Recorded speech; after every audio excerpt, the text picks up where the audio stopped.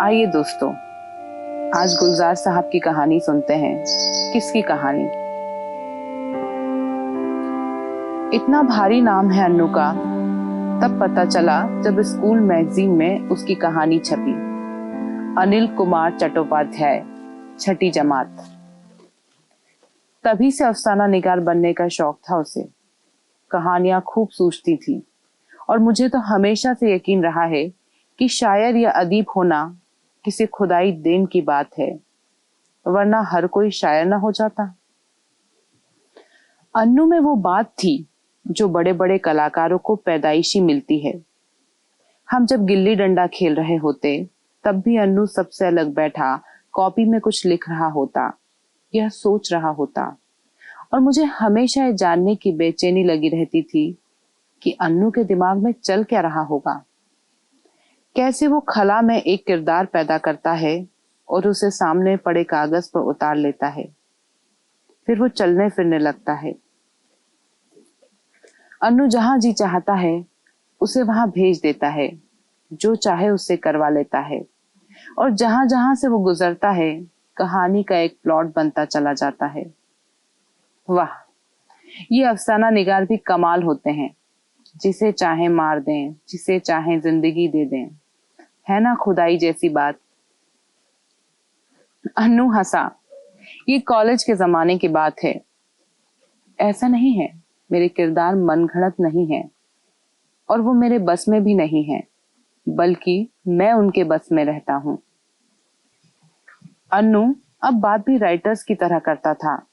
मुझे बहुत अच्छा लगता था उसकी कहानी जब प्रताप, मिलाप या जंग के संडे एडिशन में छपती तो मुझे बड़ा फख्र महसूस होता।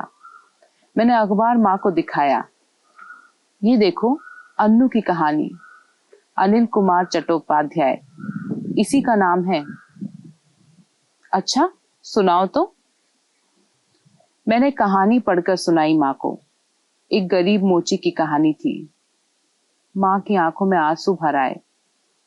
अरे, ये तो अपने ही मोहल्ले के भीखू मोची की कहानी है। उसकी माँ के साथ ऐसा ही हुआ था। ये मुझे भी मालूम नहीं था, लेकिन मैंने फौरन अन्नू के अल्फाज दोहरा दिए। उसकी कहानियां मनगढ़ंत नहीं होती माँ। वो किरदार पैदा नहीं करता, बल्कि अपने माहौल से किरदार चुनता है। इसके लिए आंख और कान ही नहीं, सोच और समझ की खिड़कियां भी खुली रखनी पड़ती हैं।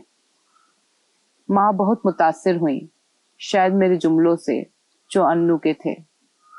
गली में एक बहुत बड़ा जामुन का पेड़ था, उसके नीचे बैठा करता था भीखू मोची।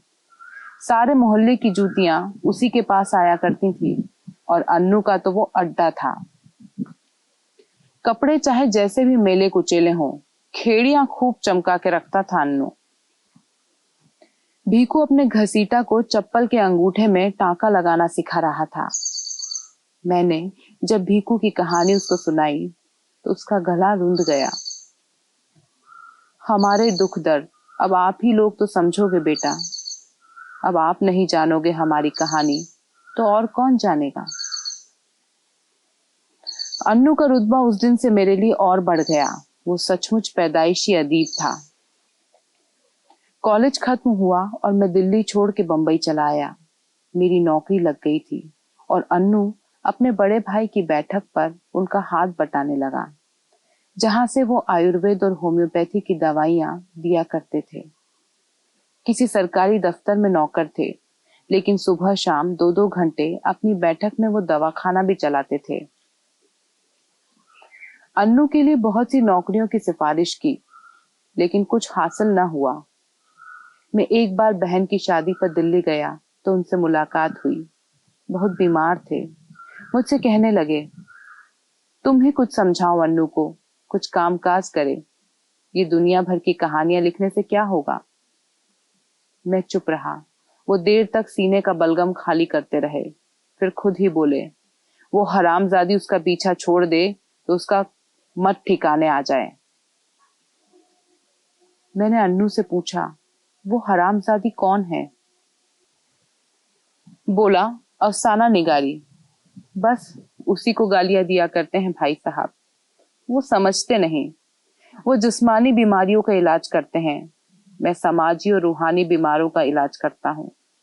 मैं समाज के रिश्ते हुए नासूरों पर अपने अफसाने की फाहे रखता हूँ। अंधेरे में भटकते हुए मजलूम लोगों के लिए दिए जलाता हूँ।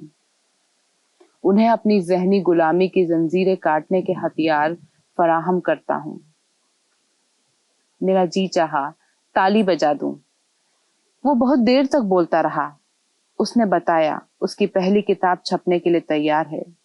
मुल्क के बड़े बड़े अदबी रिसालों में उसकी कहानियां छप रही हैं। अक्सर तकाजे आते हैं रिसालों से, लेकिन वो सबके लिए लिख नहीं पाता।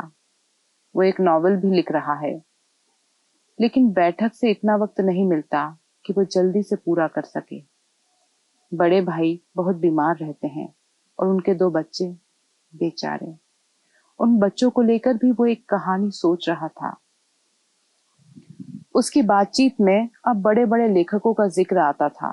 कुछ नाम मैंने सुने हुए थे, कुछ वो बता देता था। सआदत हसन मंटो, अहमद नदीम कासमी, कृष्णचंद्र, राजेंद्र सिंह बेदी के बाद काफका और सात्र का जिक्र मेरे लिए बिल्कुल नया था। कुछ बातें मेरे सर के ऊपर से गुजर गईं। अब वो काफका और अलामत निगारी और सात्र की वजूदियत की बात कर रहा था।